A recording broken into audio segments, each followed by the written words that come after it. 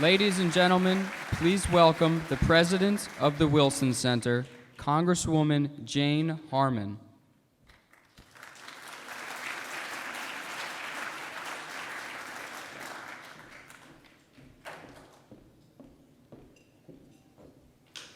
Good morning. I said earlier that I was part of the John McCain mop-up squad. I'm a member of the other party, and I'm supporting the other candidate for president. But I sat here listening to my friend John, and I agree with virtually everything he said. And I was pleased to see this morning that the New York Times editorial board praised comments of Governor Romney a few days ago at CGI, where he said foreign aid needs to be revamped and we need to have stronger public-private partnerships. I strongly agree with that too. Last week, John McCain called Daw Aung San Suu Kyi his personal hero. In an emotional speech, which I attended, Senator McCain said to her, quote, "I want to thank you for teaching me a few things at my age about courage," end quote. If this woman can move John McCain to tears, let me tell you, that is a very good start. I'm a longtime woman parliamentarian, 9 terms in our Congress, who has transitioned to be the first woman head of the Wilson Center, and I'm here today to talk about women's leadership and how collaboration between the public and private sectors is essential. One of the issues raised at UNGA this week was the rule of law. Michelle Bachelet, former head of Chile, who may again be head of that country, and now head of UN Women, said, "The rule of law often rules women out." Half of the world is female, and we can't leave 50% of the population behind as we think about the global system and our economy. That's why the mission of the Wilson Center's Women in Public Service Project is 50 by 50. Our goal is to train and place women in 50% of the world's public service jobs by 2050. And I'm also pleased to recognize in this audience somewhere Anita McBride, who's on the board, a special advisor to us, but also on the board of the U.S. Afghan Women's Council, and Rangita de Silva de Alves, who was heading this program when it was at the State Department, the training piece of the program, and is now at the Wilson Center.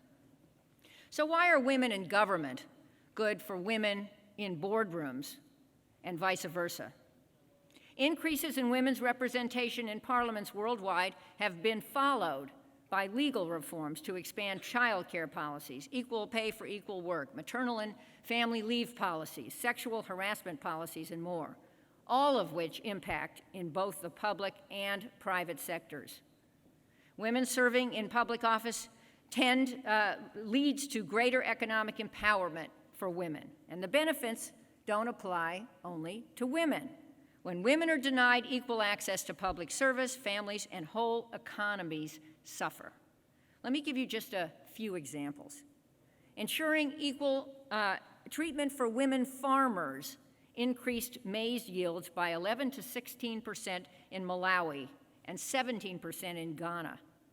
Improving women's access to agricultural goods in Burkina Faso increased total household agricultural production by 6% with no additional resources, simply by reallocating resources and labor from men to women. In Pakistan, when mothers have even 1 extra year of education, their children report higher test scores. In Bangladesh, families where women have greater control over household purchases have better nutrition.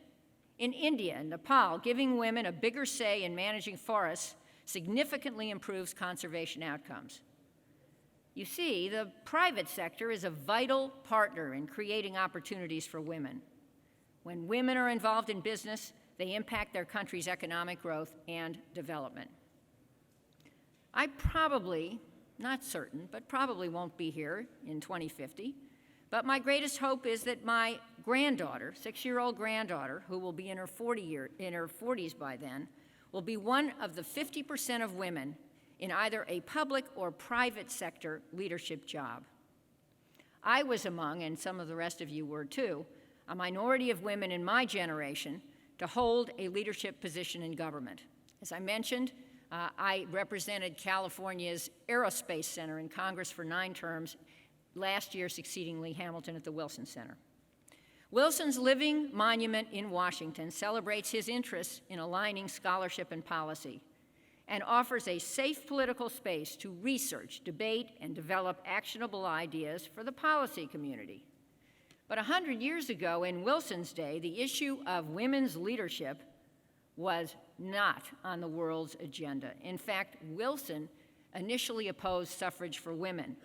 His daughters finally persuaded him to support the 19th Amendment to our Constitution, which was enacted in 2020, just before he left office.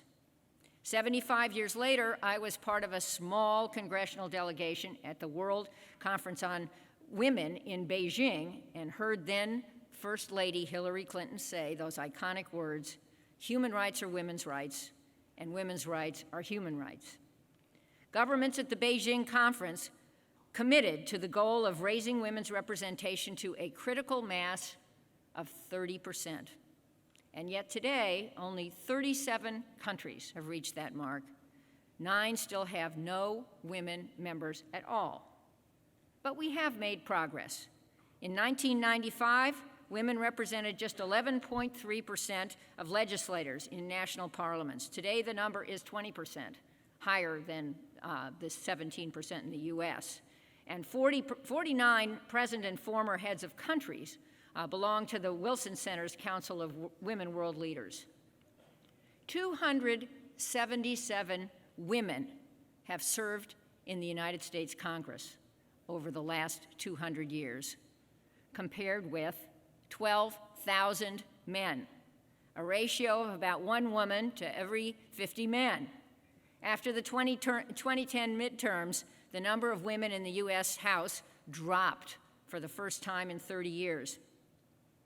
If women are a minority in Congress, we're an even smaller minority in the national security world. And as a member of 4 external policy boards, I've seen firsthand the unique perspective that women bring to the foreign policy and national security conversations. More women need to be part of this narrative everywhere in the world. I remember making the comment, security is a women's issue, during a 2004 campaign rally for John Kerry in Norfolk, Virginia, in front of a largely military Navy, go Navy crowd consisting of women and men. Deborah Spar, the current president of Barnard, which just hosted a fabulous event for 3 women heads of state and a new generation of women leaders, points out in a recent op-ed article this week that the high representation of women in colleges, graduate programs, and the workforce still does not translate to power at the top. Women work for major companies, but don't head them.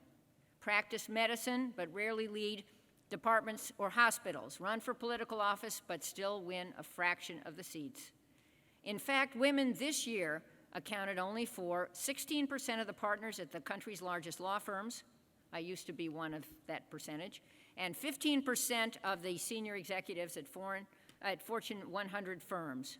We make up just 10% of the country's aerospace engineers, 7% of Hollywood's directors, and 16% of representatives in Congress, as I said. And on average, we still only earn 77 cents to every man's dollar. So, what can we, and I mean we, in this audience and in the Concordia Summit and in the broader business world do? Let me offer 3 suggestions. First, recruitment and training for women should start at a younger age. I started thinking about this while watching the 2012 Summer Olympics, which demonstrated that the year of the woman had truly arrived for athletes. I wondered, aren't the qualities that make great athletes, focus, vision, courage, grit, and the same for building politicians and business leaders? So why have women made so much more progress in sports than politics? Earlier coaching could help a lot. Second, women need to support each other. I'm often reminded of Madeleine Albright's pithy quote, "There is a cold place in hell for women who don't support other women." We must, yes, you're right. We must encourage and mentor young emerging leaders, and this is true in politics and in the private sector. And by the way, two-way mentoring is important. Many times I learn more from the woman I'm mentoring than she does from me.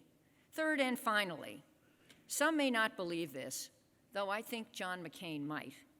Failure can be your friend.